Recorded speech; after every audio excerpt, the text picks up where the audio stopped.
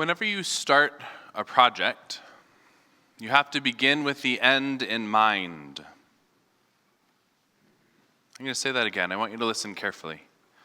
Whenever you start a project, you have to begin with the end in mind. You have to know where you're going. There's a Greek word for that. It's telos. Go and repeat after me. Telos. What English word do we get from those first letters, T-E-L-O-S? Tele what? Telephase, sure, but we have to use T-E-L-O-S.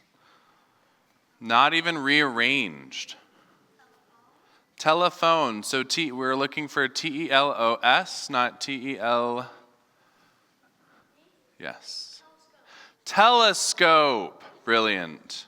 Well done. Skopos is to look at something. Telos is the end in mind. And so with a telescope, you're looking at something far. So with a telescope, you have to already know where you want to point your telescope in order to see what's in it. If you were to go to Observatory Park, open up that big telescope, and just start looking around. If you move it a centimeter, and you're looking thousands of miles away, 1 centimeter move, you'll see a couple hundred stars. You have to know exactly where you want to look to use a telescope well. So, when you start a project, it's good to know what end you want to have in mind. Do you have to know it perfectly? No.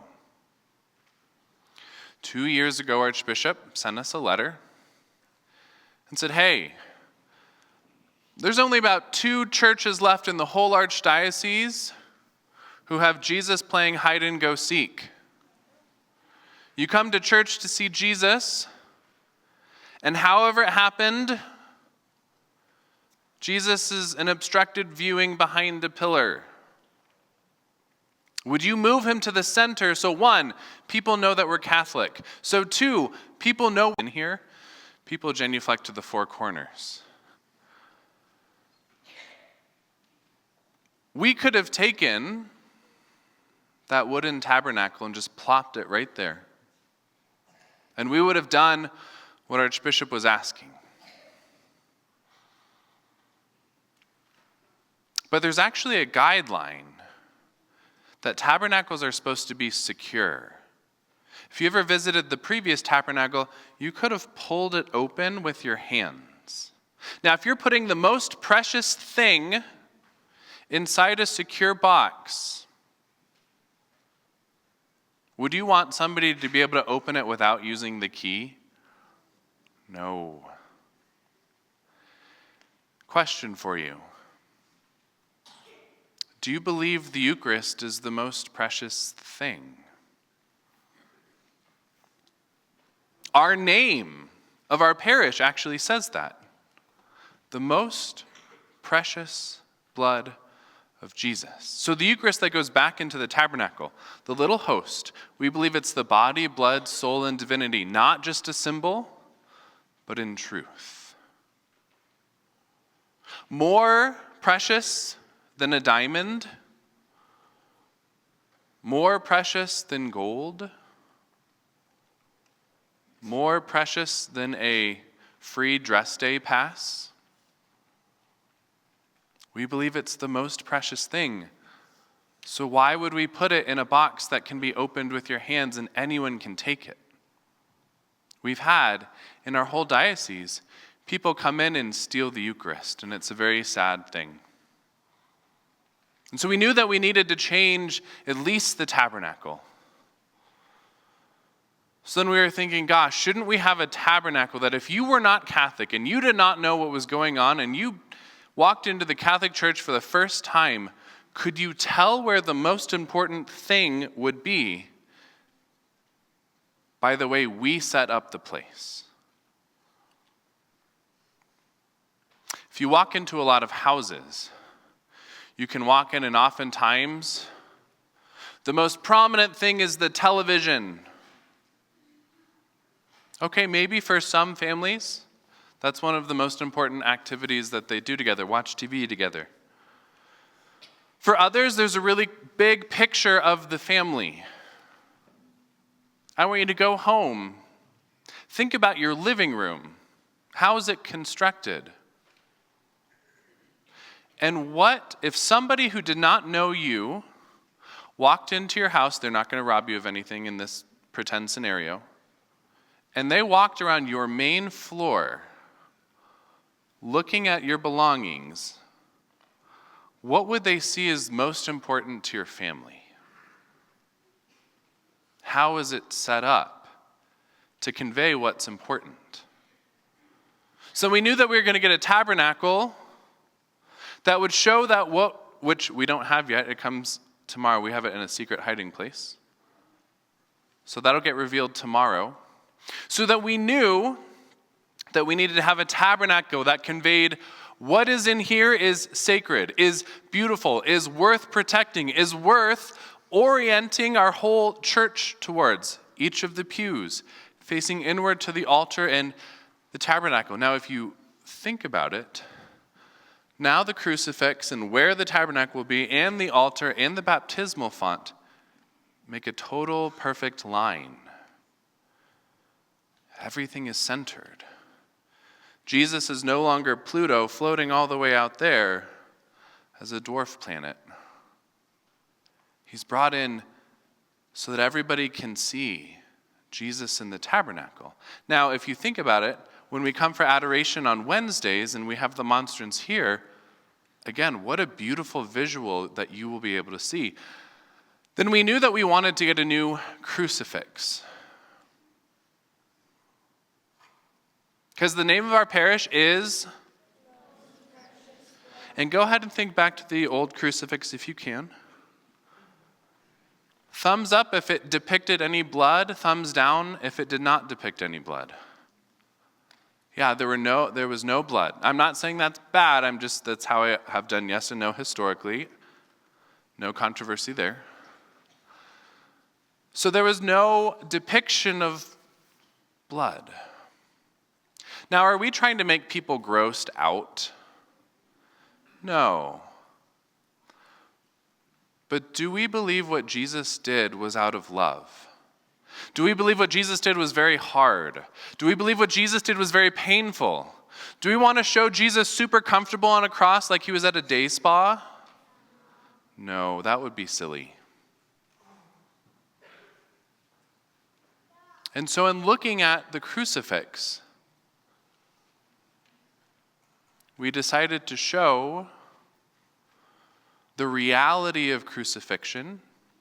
You remember from different homilies that the way that you say Jesus in sign language is by pointing to his wounds.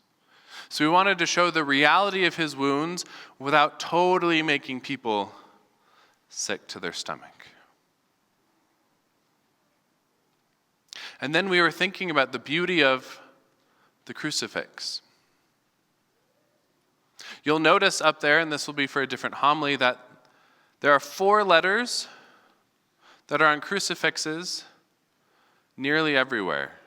Can anyone tell me the 4 letters? I've actually preached about this before. INRI. Bonus points if you can tell me what it means. King of the Jews. What's the I and the N? Jesus the Nazarene, King of the Jews. Where do you get the I? In Latin, there is no J, so I's are J. You'll have to watch Indiana Jones to confirm that in your own experience. Okay. We decided to depict the way that it really happened in the Bible. It was written in Latin and Greek and Hebrew, so that multiple people speaking multiple languages could understand that they were trying to mock him.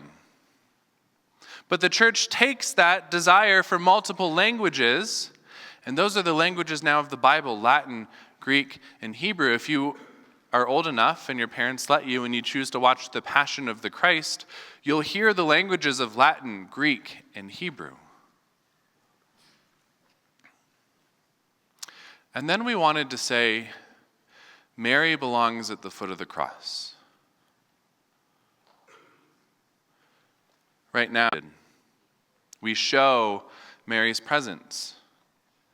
Now think about it. We don't have to be afraid of death because we believe that Jesus rose from the dead and calls us into new resurrected life.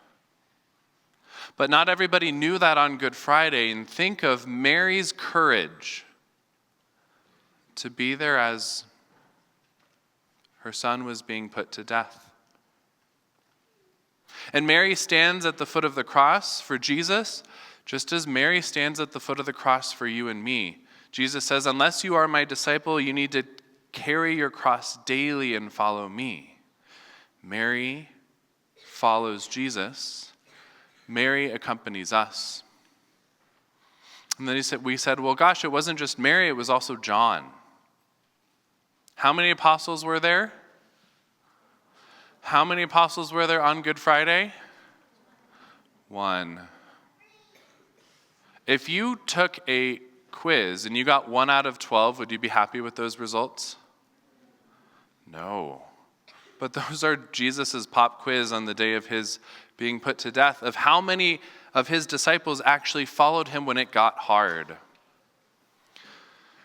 And then we said, gosh, there were at least 3 Marys now. Now, there were probably many dozens of people there at the crucifixion. There were certainly the 2 other thieves being put to death, so we don't have endless money and we don't have endless space. So we have to pick who all we're going to depict. But we definitely said we want Mary Magdalene because she's not too common. Mary Magdalene is not too commonly depicted at the foot of the cross. And so we decided to include her. Now, John the Beloved, John the Apostle, Mary Magdalene, and Mary the Mother of God, they were all there helping and loving Jesus. Could they actually do anything? No. And in everybody's life, whenever we do a project, whenever we're doing something, you're always going to have people who are helping you. That's kind of a God-given thing. You'll always have people, even if they can't do it for you, you'll always have people helping you. And sometimes you'll have people who are not helping you. You'll have people who might be working against you. And so we decided to include this 4th figure of St. Longinus. Go and repeat after me, Longinus. St. Longinus was a Roman centurion. He's holding a what? What is that spear connected to with Jesus? Who can tell me?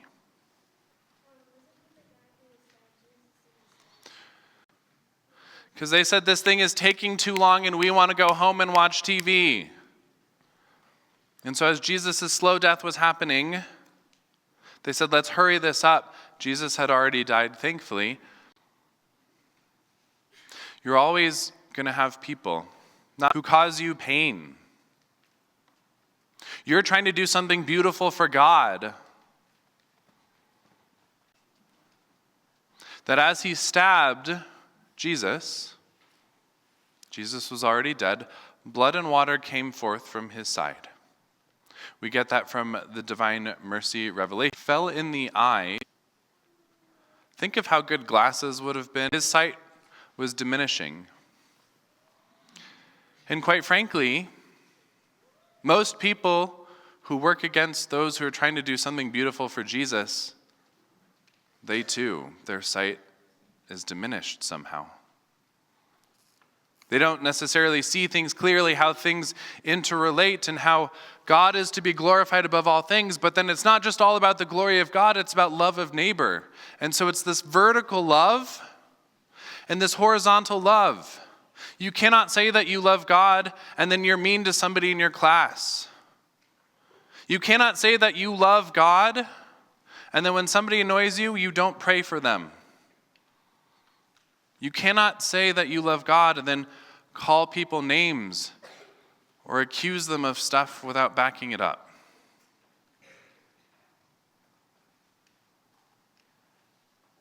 That vertical love and that horizontal love, when they come together, make a what? And so right in the middle of the cross is exactly the kind of love Jesus is asking us to have. Love of God above all things, but love for the people around us as well. Was Jesus' love for John the Beloved strong or weak? Go ahead and show me. Strong or weak? Jesus' love for John the Beloved was strong. They were really good friends for at least 3 years. He was the only one helping him on his greatest day of pain. Was Jesus' love for Longinus strong or weak? Go ahead and show me. Good answers, boys and girls. Jesus' love for those that were putting him to death, taking away his life, causing him pain, hurting him, was still strong.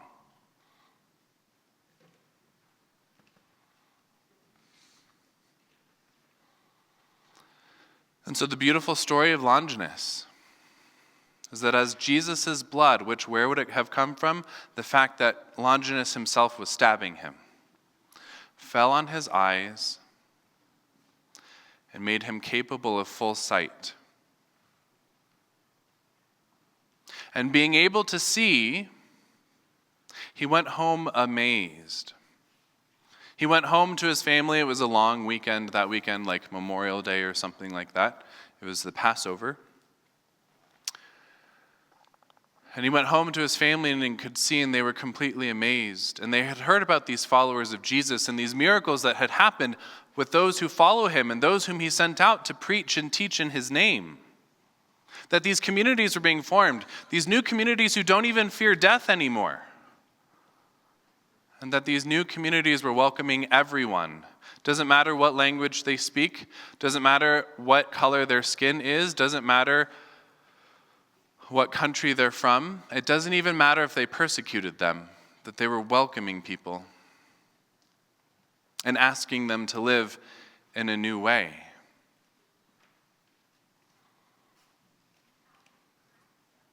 And so Longinus and his family decided to become Christian. Now, if you're a Roman soldier and you become Christian, what does that mean for you? It means now the Roman soldiers are going to go after you, and they're going to go after your family. And so Longinus himself was martyred. Longinus himself, he who put Jesus to death, later died for Jesus. And here's the great and beautiful thing about our enemies. Here's the great and beautiful thing about those who make our life difficult.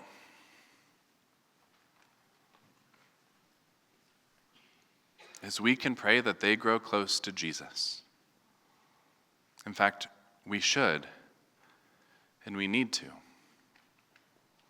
So, boys and girls, as you look at the altar and we see Jesus, he who is love incarnate, and we see the helpers that were with him, and we see those who for a time were not helpers, notice how Jesus did not react, did not fight, did not treat others poorly when they treated him poorly.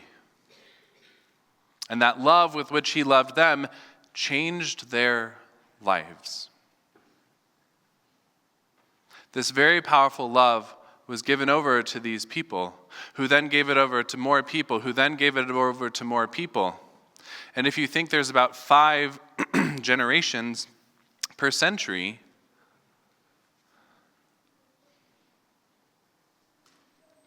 that's 100 generations between then and now.